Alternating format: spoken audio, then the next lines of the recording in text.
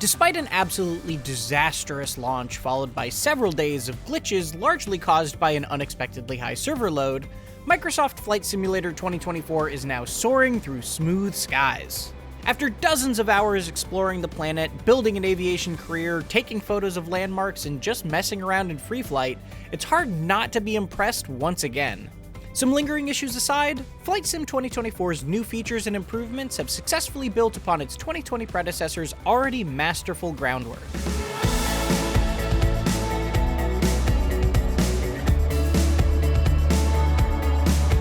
Perhaps the most impressive graphical change is in Flight Sim 2024's seasons. In late autumn, trees in both the sim and real life will be devoid of foliage, but turn back the in-game clock and you can see them settle into a nice leafy green. Or if you'd rather go to the winter, you can adjust the snow depth and watch your plane leave tracks as you taxi through it.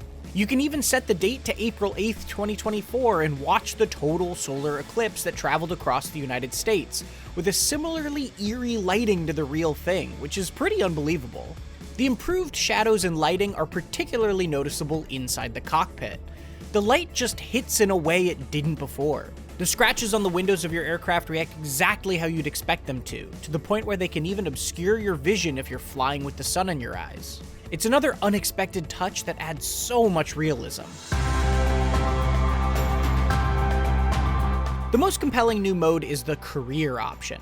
Rather than just using the power of imagination to add self-made goals to free flights like in 2020's Flight Simulator, career mode gives you actual missions to complete. You choose an airport as your home base, go through training to get your private pilot license, and then earn credits by taking on jobs from there. You'll start with simple flights until you get enough additional certifications and build up enough hours in the air, but your earning potential dramatically opens up as you do, and you'll even get to do stuff like drop-off skydivers or search and rescue missions. It ends up playing out like a video game skill tree. If you want to specialize, you can focus your efforts on one career path, or you can fill them out in whatever way feels right to you. There's even a completely separate tree for helicopters. Progress through career mode is slow. You don't earn much as a new pilot, and you have to take on quite a lot of work before you can do the later exams. It's almost like grinding in an RPG, but if you're impatient, you can at least skip parts of each mission. For example, you could jump from the ramp to the runway, take off, then skip directly to the final approach. You get bonuses for completing missions without skipping though, which is great if you prefer to go through the checklists from a cold and dark cockpit. Simply put, career mode is an excellent addition after years of nothing but free flight, and the prospect of one day saving up enough to start your own aviation business with a fleet of aircraft is absolutely thrilling. Another new feature is the Challenge League, a competitive mode that gives you 3 challenges per week to beat, complete with leaderboards. This is about as close to an arcade experience as you'll find in Flight Sim 2024, but even though it's all about the fun, the flight model underneath remains the same. You're completing fanciful challenges using meticulously simulated aircraft and conditions, so you can't just suddenly pretend like you're playing Ace Combat.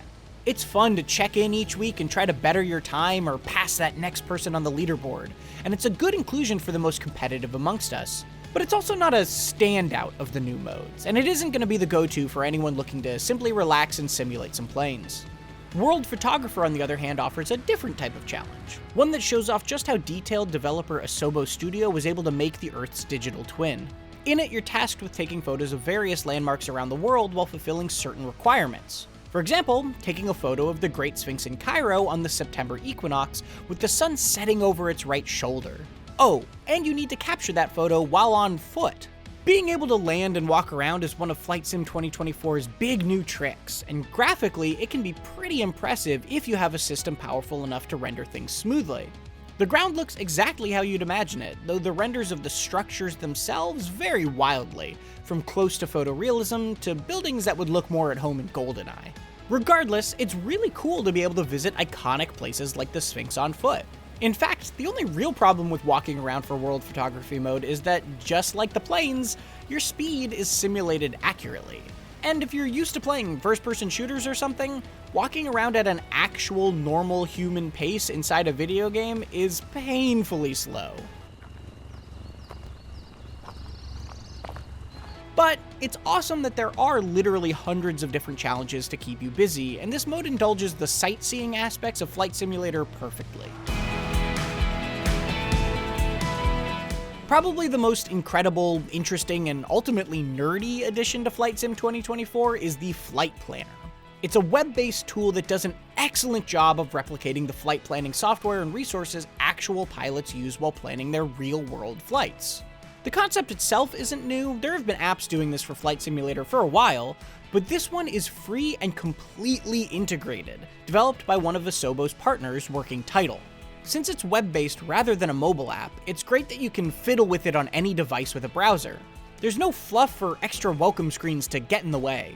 It's essentially the same electronic flight bag that's already in-game, but with even more features, and you can now use it anywhere and at any time. It's not without a few annoyances. For example, the altitude always defaults to 35,000 feet regardless of which plane you're planning to fly, and fuel doesn't always seem to load in properly. However, it's not totally clear if that's a bug that hasn't been ironed out yet, or just another thing waiting to be learned. The Flight Planner is so gigantic and so full-featured that looking things up you don't understand can be half the fun. The process of loading the flight plan into the flight bag can similarly be frustrating at first, but if you're really into the simulation side of things, this tool provides the perfect excuse to learn all this complex technical stuff that real pilots need to know before they can take to the skies.